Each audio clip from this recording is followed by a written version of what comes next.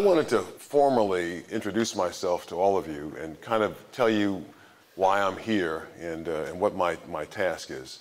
My name is Joe Watkins. The Secretary of Education petitioned the court for a receiver, and the court named a receiver in early December of 2012, and they named me to be the receiver for the Chester Upland School District. And they gave me a period of 3 years to get my task done. Now, many of you, because you are teachers and administrators, read the plan that was online for anybody to read. We wanted there to be transparency because it's important for you to know what's been planned so that you can be a part of the plan.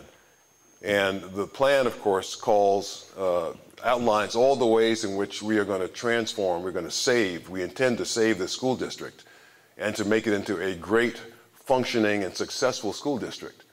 Now, many people know that our track record as a school district has not been good. Whatever it is we think we're doing, whatever it is we've done, and I'm not pointing fingers at anybody, it's nobody's fault, but whatever it is we've done, here's where we find ourselves today. Today, in January of 2013, we find ourselves in a position where our school district has 50% of its kids unable to do basic reading, and 44% of its kids, our kids, unable to do basic math. And at those levels, we can't continue. If in 2 years we're still performing the same way that we have been performing, we will not continue to exist as a school district. And the plan will cause us to dismantle the existing school district and to create a charter district out of this school district. I believe that we can save this public school district. I don't think that anything is beyond our possibility. I don't believe that there's any good reason why we can't have kids who perform as well as kids anywhere else in the state.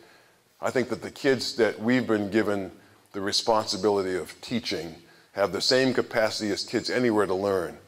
They come from, in many cases, difficult circumstances and distressed environments, but this is not something that cannot be done. We can do this. We can do this. I'm the son of a teacher. My dad is a guy who grew up in New York City to a highly dysfunctional family, into a broken home. He did not have the benefit of either his mother or his father. And my father happened to be drafted into the Second World War.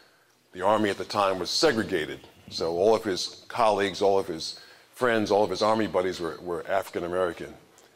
And they were gambling, and he was winning, and a fight broke out between him and another guy. And he and the other guy were fighting, and the other guy hurt him more with his words than he did with his fists. And he said something to my father like, if you were to die today, who would care but your mother? Because you're nothing. You're nothing. You haven't done anything with your life. You're not going anywhere. You're nothing. And those words just burned into my father's heart. And my father determined that if he was able to survive that war, that he was going to go back to high school and get his high school degree and then go to college and make something of his life. And that's what he did. And my father came back from the war and finished his high school degree and went to City College, a free college, and got his college degree and went into teaching. And he became a great teacher. He became a great teacher because he cared. I need all of you to work with me because even though in the past it's always been, you know, there's this side and then there's our side, that doesn't really exist anymore.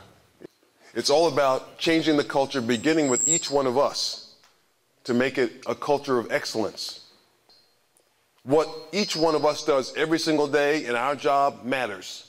My charge to you is going forward to be great every single day that God gives you life here for the sake of our kids. I want you to care about every kid in your class. I want you to care about the kids that are having problems. I want you to care about their family situations, because the more we know about their family situations, the better we can help them. And to look deep into yourself and to be every bit as great as you can be. Everything you do is understood by your students. And you are a walking, living, breathing example for them. And if you are excellent, if you are engaged, if every single day you come ready and prepared to teach, if you are excited about what you're teaching, if there is joy in your heart and love in your heart for your kids, they pick every bit of that up. And if you aren't interested in the kids, they won't be interested in themselves. You're being entrusted every single day with the lives of young people. Please, please handle them with care and handle them the way you would want to be handled yourself. Give them the best you've got. Give them the best you've got every single day.